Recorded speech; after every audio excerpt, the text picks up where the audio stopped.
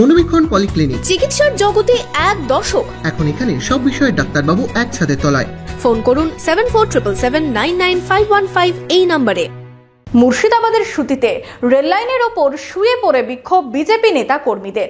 খবর পেয়ে ঘটনাস্থলে পুলিশ গিয়ে অবরোধকারীদের রেললাইন থেকে সরায়।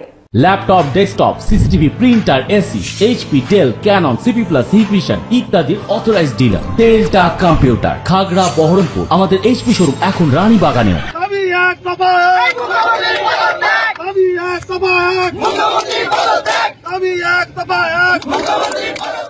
সুতিতে রেললাইনে শুয়ে বিক্ষোভ বিজেপি নেতৃত্বের। বুধবার সকাল থেকেই ধর্মঘটের সমর্থনে পথে নামে জঙ্গিপুর সাংগঠনিক জেলা বিজেপি নেতৃত্ব।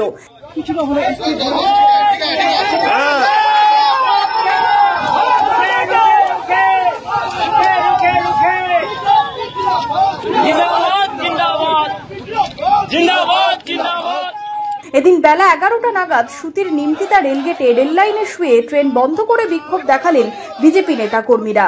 রেললাইনের উপর শুয়ে পড়েন বিজেপির জেলা সভাপতি ধনঞ্জয় ঘোষ। অবরুদ্ধ হয়ে পড়ে মালগাড়ি। খবর পেয়ে ঘটনাস্থলে পৌঁছয় পুলিশ। অবরোধকারীদের রেললাইন থেকে সরিয়ে দেয় পুলিশ।